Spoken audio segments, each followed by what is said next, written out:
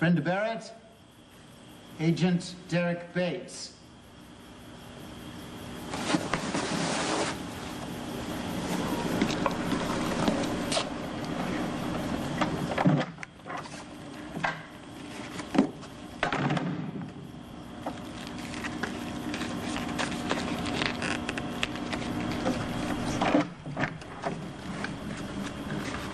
Hi.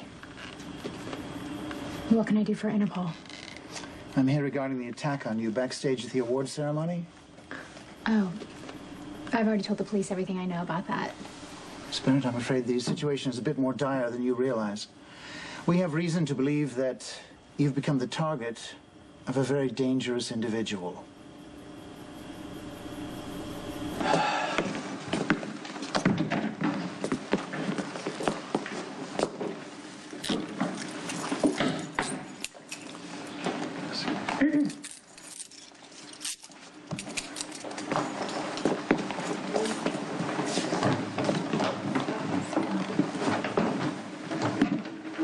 Tell me how Claire made this happen so quick and at night.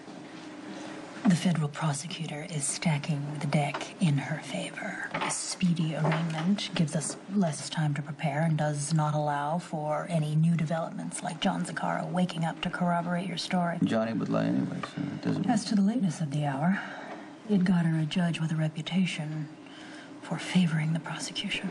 This guy can't be any worse than Judge Carroll. This guy is the Honorable Alicia Hamad. Don't even think about using the dimples. I have absolutely no confidence anymore in your ability to charm the opposite sex in or out of the court. Are you sick, Diane? Are you seriously telling me they're going to deny me bail? The feds know you want to run. Why would they give you the opportunity?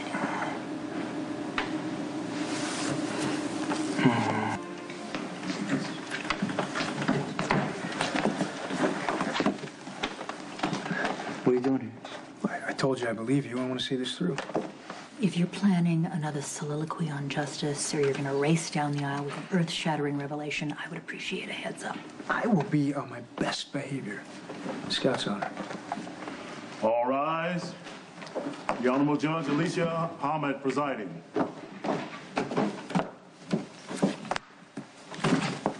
I'll hear the matter of the People versus Michael Corinthos Jr. The charge is attempted murder. How does the defendant... Not guilty, Your Honor. The defendant's plea of not guilty is so entered. I have a petition for bail. Miss Miller? Your Honor, the defendant is a businessman and father with both professional and personal ties to the community. He is eager to answer these charges and clear his good name. Miss Walsh?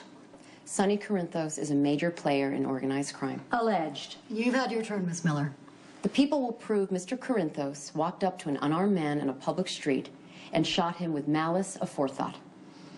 That is arrogance and lawlessness of the most flagrant kind.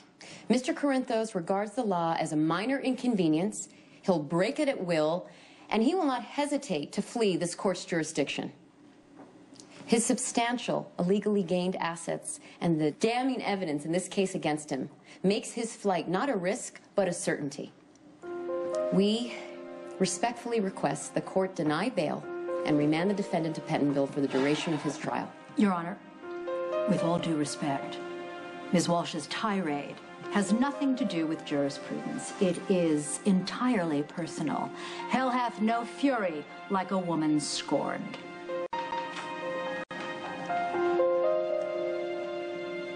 Miss Barrett, I understand there have been death threats, even attempts on your life prior to this incident?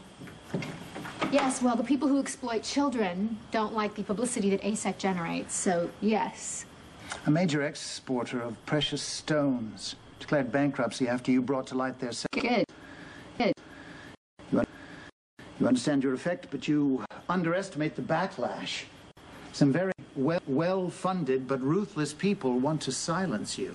I'm not scared. You should be scared. You're the reason people are losing a great deal of money. I'm afraid this latest incident is not just the work of some random psychopath. Have you ever heard of a crime figure known as the Balkan. I've never heard of him. Unfortunately, he knows of you. The Balkan is the head of an international crime syndicate. We don't know his true name. We don't even know what he looks like. But we are beginning to understand his methods. The man who tried to attack you at the press conference was hired by the Balkan. The man who tried to slash my face? There's a clear line between this man and the Balkan. What we're trying to understand is the connection between the Balkan and you. Can you think of any reason why this man, whom you've never heard of, would target you? Ms. Walsh has pursued an inappropriate relationship with my client. How so? On more than one occasion, she has made romantic overtures, which Mr. Corinthos has rejected. She's become vindictive, and that alone is the sole basis for this malicious prosecution. Miss Walsh? Any contact I had with Mr. Corinthos was at his invitation and for the sole purpose of obtaining evidence against him. I never made any attempt to hide that intent.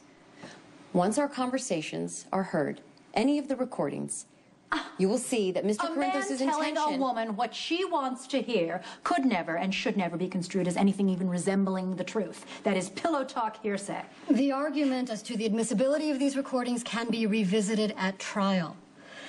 However, Miss Miller, you have done little to convince me that if I do grant bail, your client will stay around to be tried. And I should like to call Detective Dante Falconeri to the stand. I object.